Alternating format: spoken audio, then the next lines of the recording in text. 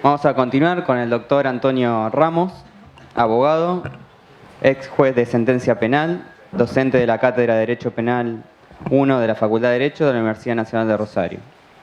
Nos va a exponer el tema de responsabilidad penal en la profesión. El tema penal es un tema muy particular, con aristas muy particulares, donde afloran pensamientos disímiles, formas de ver el mundo de distintos lugares. A mí lo que me pareció interesante es ir de mayor a menor, tratando de tirar algunas ideas muy breves sobre cuál es mi opinión o a qué adhiero pensando que es el derecho, un pequeño abordaje sobre la defensa y la necesidad de defender los derechos humanos, una tercera etapa, hacer una breve referencia a lo que es el sistema penal, lo que es un delito, y después focalizar al final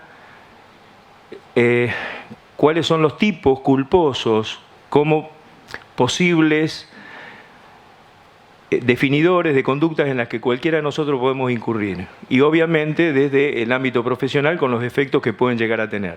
Yo siempre, para tratar de uniformar la perseguibilidad penal frente a un sistema que ya les adelanto y ustedes lo saben, es selectivo, es un criminalizador secundario muy fuerte donde no todo el mundo es perseguido de la misma manera. Esta selectividad lo hace bastante cuestionable y hace como efecto, o se supone como efecto, que lo que le pasa al otro no nos puede pasar a nosotros, y somos muy duros cuando cuestionamos a los demás, pero somos reivindicadores de nuestros derechos cuando el problema cae sobre nuestras espaldas. No hay un solo policía, no hay un solo militar, no hay un solo autoritario que no haya reclamado la vigencia del debido proceso cuando les ha tocado o les toca estar del otro lado. Y en la sociedad cualquiera puede, en base a sus pautas culturales, éticas o sociales, decir que no va a cometer nunca un delito doloso, pero nadie está eximido o exento de caer en un delito culposo donde juega la imprudencia, la impericia o la negligencia. Por eso el tema de hoy es un tema que sirve para que podamos unificar algunos criterios. Yo quería leerles antes, para poder defender los derechos humanos, frente a esta denostada banalización de los medios de dominación respecto a entenderlos como los derechos de los delincuentes, en una tarea que pareciera obvia, que pareciera no tenemos que defender y pareciera no tenemos que reivindicar permanentemente, pero ante este imaginario que se instala, no casualmente, sobre esa idea de los derechos humanos, es menester como hombres de derecho y en el Estado de Derecho que vivimos, defenderlos permanentemente, porque de eso se trata. No se trata solamente de tenerlos instalados, de saber qué son, sino de tener que defenderlos recurrentemente frente a los abusos del Estado, a los abusos de la autoridad y en alguna medida a la injusticia.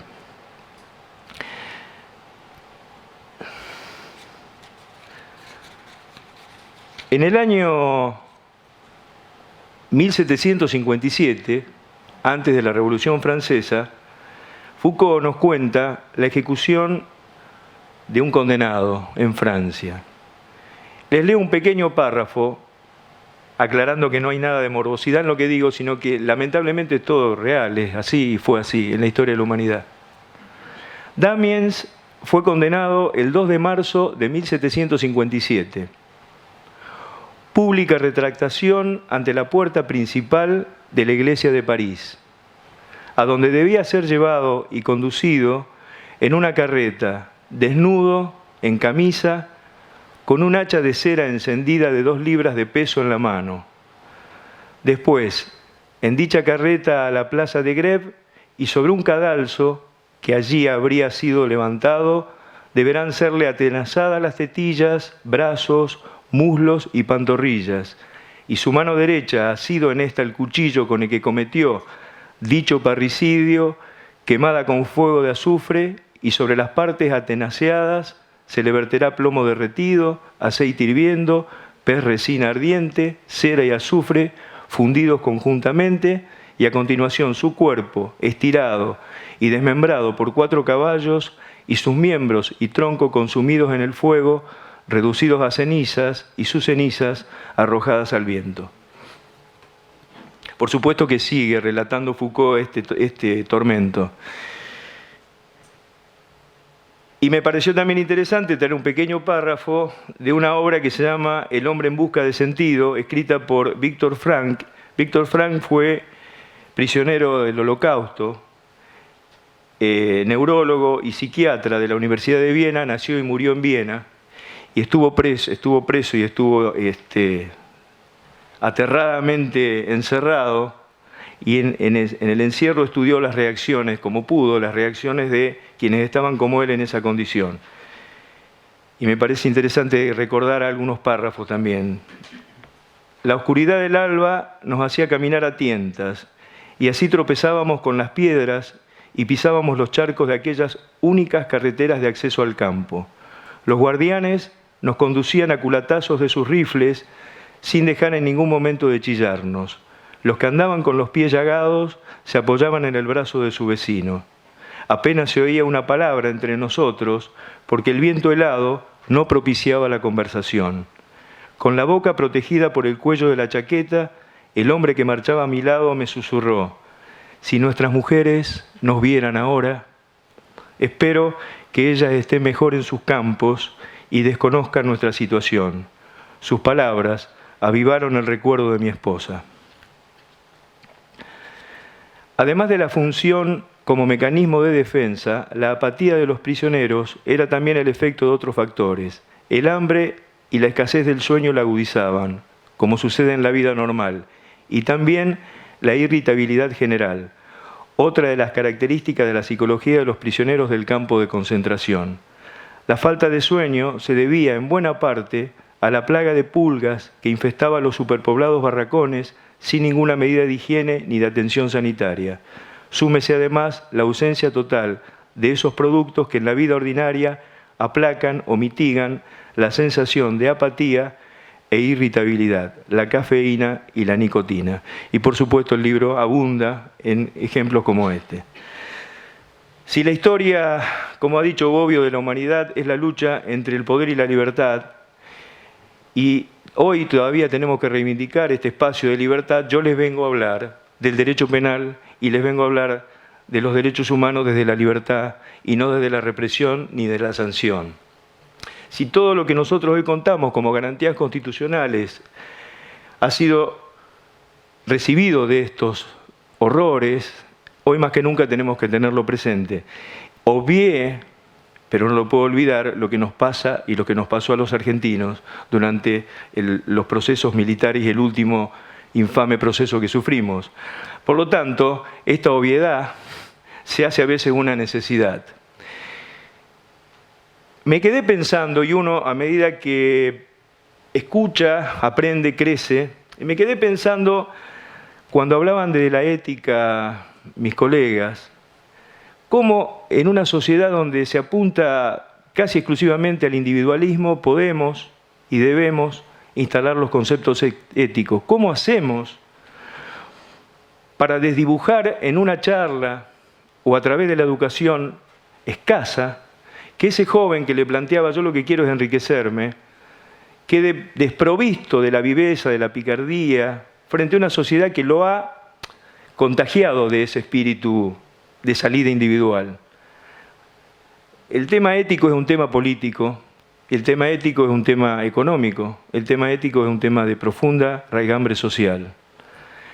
La ética está en todos lados, está en los profesionales, pero está en la vida cotidiana, cuando vemos el hambre, cuando vemos el dolor, cuando vemos los chicos pidiendo. En ese sentido, creo que es muy difícil internalizar los valores éticos en una sociedad rabiosamente capitalista. Y no quiero intimar en la forma de ver el mundo de cada uno, pero es además una sociedad que se sostiene a través del consenso de los medios de dominación. Y en alguna medida el derecho, en general, forma parte de ese consenso, haciendo que la ley sea siempre la verdad, sea siempre lo justo y siempre haya que respetarla. Frente al derecho, como formador de consenso social, el poder lo necesita, el poder necesita del consenso y el consenso contribuye al poder. En este ida y vuelta tan particular, los derechos humanos aparecen como un freno, un límite a los excesos, a las injusticias y a las arbitrariedades de los estados dominantes, en cualquier lugar del mundo, en cualquier momento de la historia de la humanidad. Si hoy disfrutamos de la posibilidad de decirlo y hacerlo, es porque hubo muerte, sudor y lágrimas. El 1 de mayo nos demuestra lo que pasó con los muertos de las huelgas. Y así sucesivamente, cada cosa que nosotros conquistamos o que hemos conquistado, tenemos que recuperarlas permanentemente. Por eso mi visión del mundo penal es una visión de un derecho recortador de los poderes autoritarios, de tener herramientas para poder poner freno a las arbitrariedades.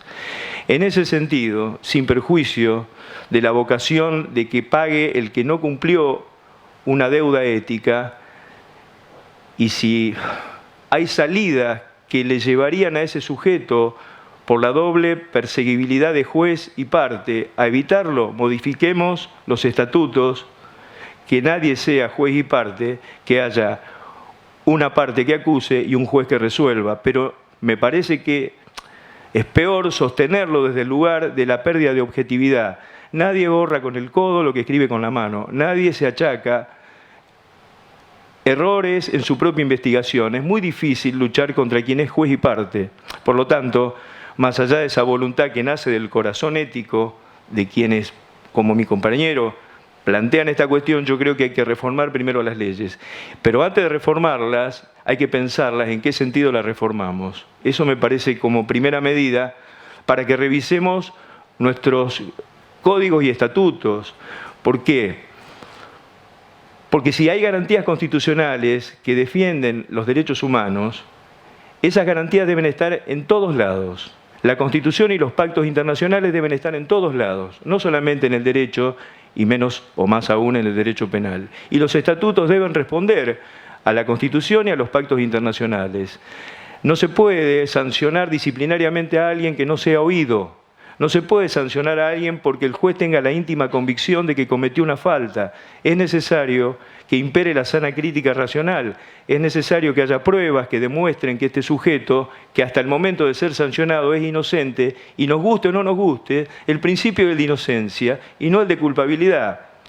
Por lo tanto, si estamos creciendo democráticamente en un Estado de Derecho, lo que debemos hacer es profundizar las reglas del juego con la Constitución y los pactos internacionales. No podemos evadir lo que la Constitución y los pactos establecen. Y si tenemos herramientas para poder defender a una persona que esté afectada en un proceso injusto, aunque hubiere cometido la falta, debe ser liberada de ese proceso injusto, nos guste o no nos guste. Porque la Constitución es lo primero que debemos en alguna medida respetar para tener un Estado de Derecho limpio de impurezas. Porque dentro de toda condena puede haber una condena mala vida, puede haber una sanción injusta. Esto es lo que quería más o menos adelantar respecto a la cuestión del derecho. Les voy a leer pequeños párrafos sobre concepto de derecho que me pareció interesante traerlos para cerrar esta primera parte. Nos dice Foucault, el derecho es una regulación altamente sofisticada y especializada de la vida social conforme ciertos principios de justicia. A la vez, un control social de toda sociedad organizada y políticamente desarrollada. El derecho es producido, modificado y transformado por intereses de ciertas personas, clases, grupos o sociedades completas. El ejercicio de poder no consiste únicamente en reprimir y castigar, sino también es productor de verdad. El poder crea conciencia de consenso y a su vez el consenso sostiene al poder. El derecho, como fenómeno sociopolítico, se puede explicar en torno al poder. Por lo tanto, el derecho se entrelaza con la lucha, el enfrentamiento, la oposición y la resistencia. El derecho se inventa en la pugna. En este sentido, los derechos humanos no son sino una reacción al monopolio del uso de mecanismos legales por parte del Estado que se siente como injusto. Son mecanismos por los cuales se le quita parte del monopolio del uso del poder al Estado. Por historicidad, por politicidad, por lo que costó alcanzar la vigencia de los derechos humanos, porque están en la Constitución y porque los pactos internacionales son ley suprema de la nación, nunca debemos sostener todo lo que denoste los derechos humanos, porque los derechos humanos nos pertenecen a todos en cada uno y cada cual de nuestros actos. Yo tengo el derecho humano de dar esta disertación y ustedes tienen el derecho humano a escucharme o no escucharme. Yo tengo el derecho humano de trabajar o tengo el derecho humano de ser empleador. Tengo derecho a tener una empresa o tengo derecho a ser trabajador. Y así como ustedes quieran cualquiera de los dos, tengo derecho a ser educado y tengo derecho a ser educando. Esto creo que no está instalado en estos términos en la sociedad. Cada vez me hace mucho más ruido los espíritus autoritarios que puedan estar sosteniendo políticas diferentes. Por eso el discurso es un discurso que a nosotros nos lleva mucho tiempo en la universidad instalarlo. Los alumnos vienen con el mismo criterio que van a todos lados. Ese costo termina por aceptarse y termina por convencer a quien está en el futuro ejercicio de una profesión que tiene que ver con la ley, un poco más esclarecido sobre qué es lo que está detrás de la ley, qué es lo que está detrás de la ley escrita, sobre todo. El Estado no solamente tiene la obligación de sostener los derechos humanos, sino que no puede hacer caso omiso a los derechos humanos. Hemos sufrido el escarnio de las políticas de los dos demonios, cuando en realidad el demonio es el Estado monopolizando el poder, lo otro será lo que fuere. Pero el Estado nunca puede generar violencia en los términos que generó la violencia durante los años de la dictadura. En ese marco de lo que es el derecho, elemento puro de control social, válido para que podamos vivir en sociedad, pero peligroso por los excesos, se encuentra el derecho penal. El derecho penal en esos términos debe aparecer en última instancia para resolver los conflictos, porque en realidad no sé si los resuelve. Todas las teorías de la pena están absolutamente controvertidas. Todas las teorías de la pena han sido demostradas fácticamente como equivocadas en alguna medida. El derecho penal es un derecho de última instancia al que debemos recurrir cuando se agotaron los otros elementos que pueden llegar a resolver los conflictos. Pero es más, cuando llegamos tarde, porque el conflicto se desató y porque viene de la mano la pena. Por lo tanto, la tarea que nos queda a nosotros en un Estado de Derecho es la de resolver los graves conflictos sociales, equilibrar las aguas, incorporar, incluir, prevenir y educar.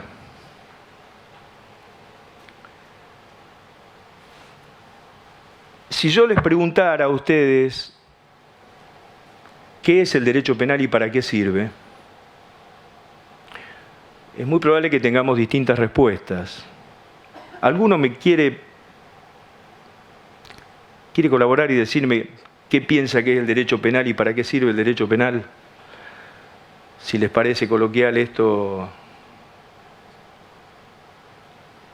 ¿Para qué sirve el derecho penal y para qué tenemos la ley penal en una sociedad? Para la prevención, ¿no? Tener un estatuto ahí Para prevenir conductas delictivas. ¿A través de qué prevenimos las conductas delictivas? Del apercibimiento de una pena. Es el único derecho que lleva de la mano de la norma una pena, la pena penal, no hay otro. Para castigar. Pensamos al derecho penal como una herramienta punitiva del Estado para reprimir conductas ilícitas. Una de las funciones, que evidentemente cumple, es la del poder punitivo, la de castigar. Es la única función que presumimos nosotros tiene el derecho penal en el ámbito de una sociedad, en un Estado de Derecho. Para educar. Para defender. Bien. ¿De qué? De la persona que cometió algún tipo de hecho que puede generar una... ¿Esa persona puede ser el Estado? o puede haber abusos del Estado sancionando cuestiones que no aparezcan como que sean realmente punitivas, puede haber excesos del Estado capitalizando con normas reescritas, sanciones absurdas. La pena de azote y muerte a la mujer en Oriente, por ejemplo, es una pena estatal. Eso es derecho penal, es en otra sociedad. No nos vayamos muy lejos. El derecho penal, y en ese sentido debo reivindicarlo, cumple también funciones de límites a los poderes absolutos. Todo lo que no está castigado es un espacio de libertad. Por eso yo les decía que vengo a hablar desde el espacio de libertad. Todo lo que no está reprimido significa un espacio de libertad. La idea de que el Estado genere innumerable cantidad de persecuciones hace que nos restrinja la libertad y busque solucionar los conflictos a través de la sanción penal, generando una perseguibilidad exacerbada, puniendo de todo y no puniendo nada. O sea, hay alguien dijo que la impunidad aparece cuando todo se castiga o nada se castiga. Los desbordes que tenemos en el Colegio de Abogados, en el Tribunal de Ética que causan escozor, y los desbordes que hay en la justicia penal significa a este afán de perseguir todo y no poder perseguir nada, de no ser selectivos en la persecución o buscar caminos alternativos que afortunadamente hoy en día están apareciendo con los nuevos códigos. Con el nuevo Código de Procedimiento Penal, oral, público, afortunadamente después de tantos años lo tenemos vigente, estamos consiguiendo un espacio de democratización de la justicia, pero no es el único,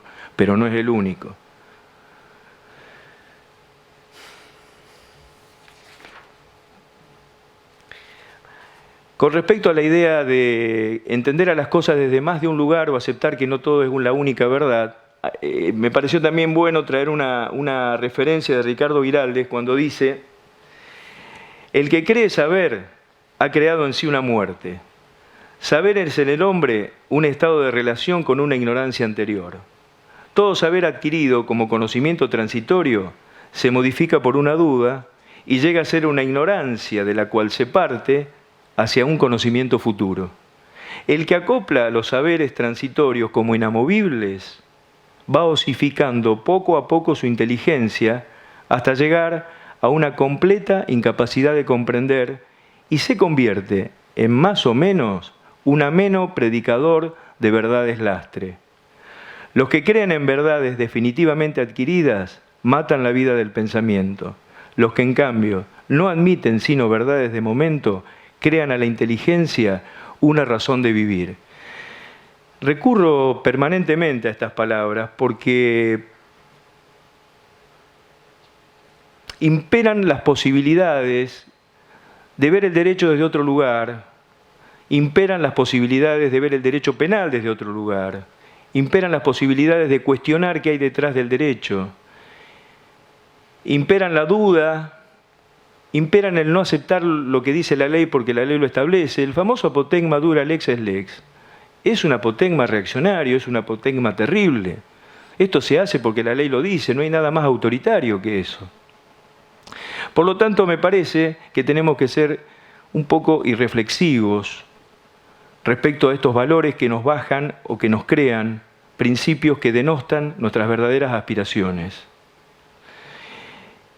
En este concierto de ideas aparece un sistema que está integrado, al decir de Zaffaroni, por distintas agencias.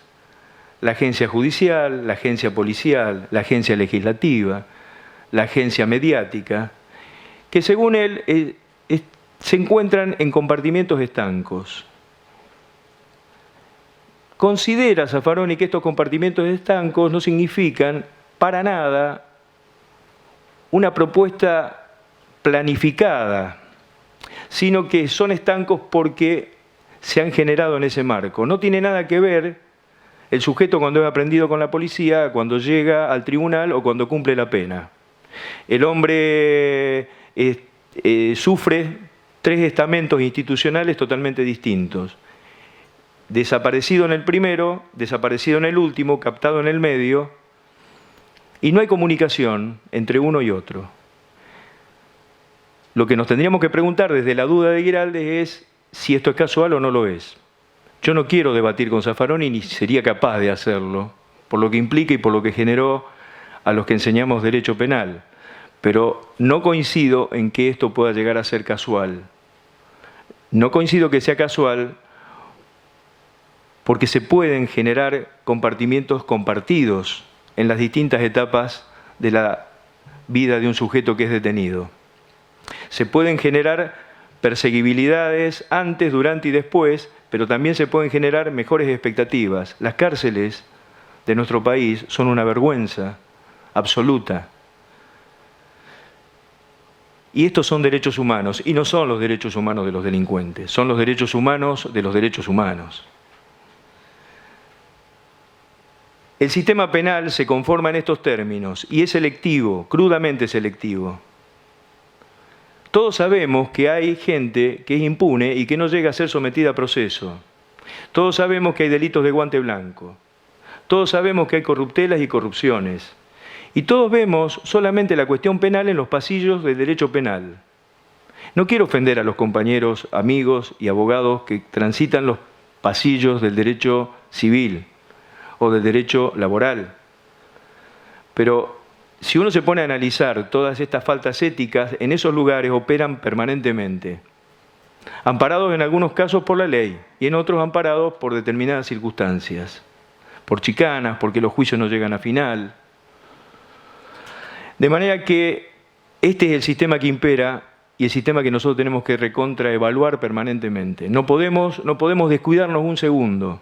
Solamente comprobamos el dolor de la injusticia cuando sufrimos en carne propia o en la situación de algún amigo un problema de estas características. ¿Quién ha estado en algún momento comprometido con un accidente de tránsito y no ha tenido que ir a una seccional? ¿Y cómo ha sido tratado en un lugar de dependencia policial? ¿Quién puede ser sindicado por bronca, por despecho, por odio, como abusador en un ascensor? ¿Cómo hace ese sujeto hoy si no tiene un juicio justo, debido, que pueda acompañar las pruebas para demostrar ante el escarnio público que no tocó a nadie, si no lo tocó? Por lo tanto, me parece que pensar para los demás el derecho penal es una lectura fragmentada de un derecho que es especialísimo, que no es todo el derecho y que cumple un rol determinado. Mantener un cierto orden para mantener un cierto statu quo. No se trata de mantener un orden para mantener un mundo equivalente, se trata de mantener un orden para mantener un mundo desigual, un mundo inequivalente. Fíjense que durante años en la Facultad de Derecho se enseñaba el concepto de derecho penal como conjunto de normas retributivas, con una pena. Nunca nos decían que el derecho penal era un límite al poder punitivo del Estado. Nunca nos decían que el derecho penal era un freno a las posibilidades de cualquier Estado autoritario. Quien incorpora este discurso, y lo debemos reconocer, entre otros, es el propio Zaffaroni. Y en ese sentido nos hace sentir mucho más identificados cuando hablamos de derecho penal y cuando hablamos de la ley y de la pena. Pero yo pregunto, volviendo a Zaffaroni, ¿es casual que en la universidad, hasta no hace mucho tiempo, nos dijeran que el derecho penal es un conjunto de normas? No. Evidentemente, los que sostenían eso dejaban de lado todo lo que estaba detrás del derecho penal y no hablaban de los límites al poder punitivo. Los límites al poder punitivo son límites que cuestionan los status quo injustos o los status quo atentatorios contra los derechos humanos. Para llegar a una condena no hace falta que un diario lo diga, no hace falta que tomemos la prensa amarilla, no hace falta que veamos que una persona ha cometido un hecho o está sometida a un juicio que recién comienza. Es necesario atravesar distintos estamentos y lugares y momentos para poder llegar a una condena, y solamente con una condena firme será considerada culpable del hecho que se le atribuye. Y está bien que esto sea así, pero fíjense cuáles son los caminos que tenemos que seguir a aplicar una pena penal a una persona. No hay pena sin ley. No hay ley sin necesidad. No hay necesidad sin injuria, sin daño. No hay injuria sin acción. No hay acción sin culpa, no hay culpa sin juicio, no hay juicio sin acusación, no hay acusación sin prueba, no hay prueba sin defensa. No hay pena sin delito y no hay delito sin ley. Ha costado años de muerte y de inquisición. Que haya alguien que me diga que si yo hago esto me sancionan con una pena, no existió en algunos momentos en la historia de la humanidad. Se lo castigaba porque se lo podía castigar a ultranza o a experiencia del soberano de turno. Por lo tanto, la ley previa es una conquista en la historia de la humanidad. Me castigan porque hay una ley que prohíbe o que obliga a otro a hacer algo, no porque a alguien se le ocurre castigarme en determinado momento sin ningún respaldo. Por lo tanto, este principio es un principio que debemos defender a rajatabla. Fíjense que si bien la costumbre es fuente de derecho, en el derecho penal la única fuente es la ley, no hay otra fuente, y esto está bien. Y esto es necesario para saber a qué atenernos, para saber cuándo tenemos que comportarnos de una u otra manera. Dentro de este espectro de sistema penal aparece lo que se conoce como delito. Y hay una teoría que se ha elaborado para determinar cuándo además hay un delito, cuándo aparece un delito cometido. Para que aparezca un delito cometido tiene que estar tipificado en la ley, tiene que estar en este principio más específico de ley previa, tiene que estar nomenclado en la ley. Tiene que ser un comportamiento antijurídico, no puede estar justificado. Mato para defenderme, legítima defensa, hay un delito típico, pero no es antijurídico. Y tiene que ser culpable. El sujeto tiene que tener capacidad para reprochar, sentirse reprochado en una norma previa y anterior. Esto que es puramente técnico son filtros también que hay que pasar para llegar a una condena y para llegar a un delito. En este marco tan amplio y tan prolongado de estudio que nosotros manejamos en la facultad, y estoy tratando de acotar en muy pocos momentos, aparecen los delitos dolosos y los delitos culposos. Yo no le voy a explicar qué es un delito doloso porque todos lo sabemos. Sujeto que actúa con intención de producir un resultado. Y lo que sí quiero explicar un poquitito, algunas cuestiones que tienen que ver con los delitos culposos, a los que sí podemos estar incurriendo en algún momento por nuestra actividad, inclusive a partir del fenómeno de la impericia. Ni hablar de la negligencia o la imprudencia. Sabemos además que no podemos estar aterrados, porque para poder llegar a ser sancionados nos van a tener que demostrar todo esto, y afortunadamente nos van a tener que demostrar todo esto, porque no siempre que hemos sido involucrados en un problema de impericia, esto ha ocurrido, y tenemos derecho a defendernos. Por lo tanto, mi idea no es salir apercibidos por la pena, sino salir fortalecidos por la defensa de nuestra libertad. En ese sentido apunta lo que les comento. Pero no obstante, hay que saber que estos delitos culposos son muy particulares y que se ha ido de mayor a menor en la historia de la humanidad con respecto a lo culposo, porque hubo momentos donde se penaban delitos imprudentes. Todos los delitos podían ser imprudentes y todos se penaban. Luego, los delitos dolosos siempre tenían una contracara culposa.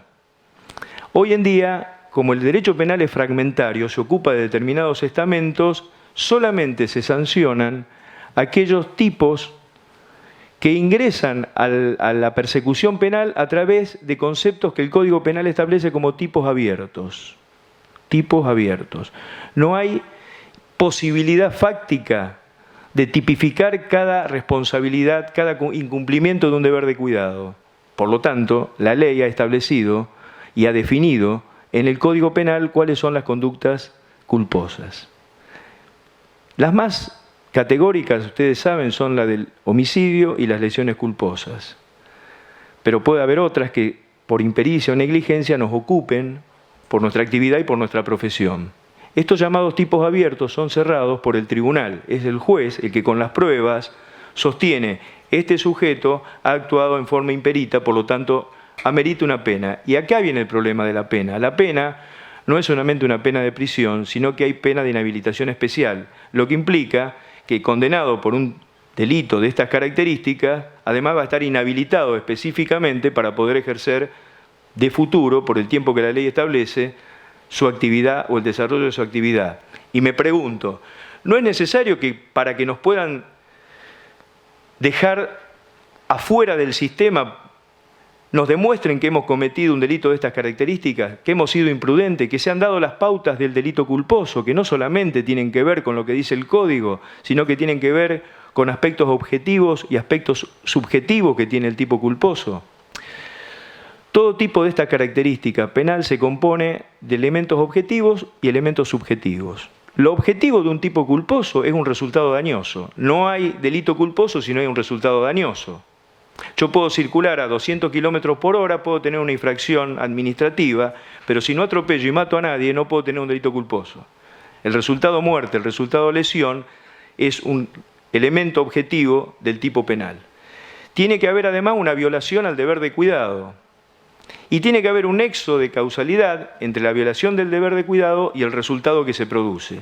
Si yo estoy haciendo o cometo errores en un trabajo de mensura y con esto genero alguna lesión porque mis cálculos, alguna lesión a un tercero obviamente, porque mis cálculos no fueron correctos y yo lo pude haber hecho de otra manera, ahí tengo una responsabilidad culposa por imprudencia, por negligencia o por impericia, y seré sancionado pertinentemente.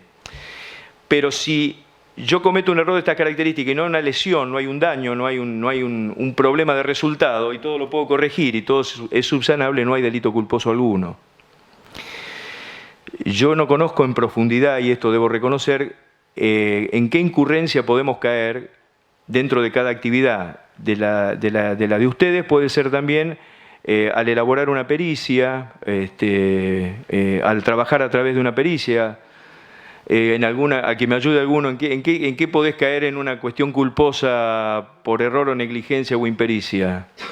¿En un cálculo mal hecho? ¿En una mensura mal tomada? Invadir la propiedad del vecino, ahí vamos a tener una responsabilidad más de la que va a hablar el doctor, una responsabilidad civil.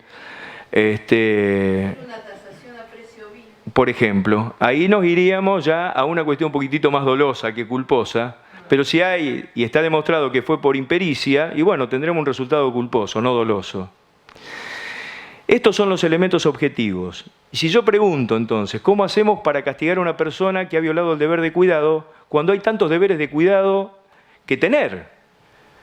Zaffaroni dice que todo delito, el delito doloso y el culposo, tienen una finalidad. Que lo que se castiga en el delito doloso es la finalidad que se manifiesta a través de la intención, pero lo que se castiga en el delito culposo es la forma en que se llega al resultado, que es la incorrecta, porque se violó en el medio el deber de cuidado. Por lo tanto, todos tenemos una finalidad, porque en todos hay voluntad final. Si yo estoy limpiando un arma y mi objetivo final es que el arma quede limpia, esa es mi finalidad. Violo el deber de cuidado si no tomé todos los recaudos que aquella finalidad y esa acción me exigen. Por lo tanto, habrá tantas violaciones de deberes de cuidado como deberes de cuidado tenemos que tener. Sería imposible nomenclar en un código todas las conductas violatorias del deber de cuidado. En alguna medida, la conducta final nos va a permitir a nosotros determinar en qué nos equivocamos. Y ahí viene la participación de otros especialistas, que seguramente son los que nos dirán desde también la profesionalidad del otro qué es lo que cometió como error el primero. Empieza un conflicto intreneus, digamos, de un perito que diga se equivocó por esto y esto y esto. En ese sentido, el camino para poder tomar una medida correcta y no generar un conflicto estará demostrado si hubo error o no hubo error, y si hubo error será porque nos está demostrando aquella finalidad mal formada o mal generada violando un deber de cuidado. La culpa, no el dolo, tiene dos aspectos o dos posibilidades: ser consciente o ser inconsciente. La culpa es consciente cuando yo creo que voy a superar el obstáculo porque tengo confianza en mi destreza. Si yo conduzco a 180 kilómetros por hora, me represento la posibilidad de un delito, pero confío en que soy un diestro conductor. Si yo ni siquiera me represento que soy un diestro conductor, estoy frente a lo que se llama culpa inconsciente. Ambas son formadoras de la culpa. Culpa que no está definida en ningún código, pero que surge de una lectura de los tipos penales que yo les mencionaba. Hay recortes a la imprudencia, hay recortes a la negligencia. En toda sociedad donde la actividad sea común, y haya muchos trabajando en esa actividad, el límite de mi responsabilidad será la confianza que me apareja la actividad de otro. Si de una mensura se construye un edificio y el problema lo hace el que construye el edificio y no el que tomó las medidas pertinentes, el principio de confianza hace que yo trabaje tranquilo con lo que hago bien y estoy tranquilo por lo que hice. ¿Por qué? Porque confío en que el otro va a hacer bien las cosas. Sería una paranoia perseguir a todo el mundo por todo. Las parcializaciones en las investigaciones culposas hacen a que si yo hice bien lo que hice, pero no depende solamente de mí, sino de otros, yo quedo eximido de eso. Por eso no tenemos que angustiarnos. Cuando digo no tenemos, me refiero a nosotros también, a todo el mundo. Cuando sabemos que lo nuestro está bien, pese a que lo de otro pudo haber estado mal. ¿Por qué? Porque se violó el principio de confianza que nos demuestra la actividad del otro. Si yo conduzco por una calle y me sale una persona entre dos autos en una noche oscura y no lo puedo prever ni lo puedo ver, mi confianza como ámbito social es que va a cruzar por la senda peatonal. Acá no ocurre, obviamente, esto es impensado en esta sociedad ética, digamos. Entonces, hay límites también para atribuirme responsabilidades. Lo importante es tratar y si la cuestión fracasa por caso fortuito y se demuestra que no hubo voluntad humana en el error o en lo que se generó, tampoco hay castigo. Me refiero que tenemos que aplaudir la selectividad y de la perseguibilidad para poder quedarnos tranquilos, que si hacemos las cosas bien va a estar todo bien y no va a haber problemas. Y no estar pensando en los errores. Toda esta crisis fue puesta lamentablemente y penosamente a la luz de lo que cada cual puede cometer a partir de Calle Salta. A partir del problema de Calle Salta se empezaron a abrir un montón de responsabilidades que serán civiles o serán penales según veamos el final de la historia. Ahí es cuando cada cual se planteó qué me está pasando, qué nos está pasando en cualquier actividad que tengamos. Bueno, mi idea es dejar abiertas las preguntas, tratar de compendiar lo máximo posible para poder escucharlos. Y antes de eso, cederle la palabra a mi colega para que después preguntemos por los dos aspectos, para que no siga esperando su turno para conversar. Bueno, les agradezco mucho que podamos charlar.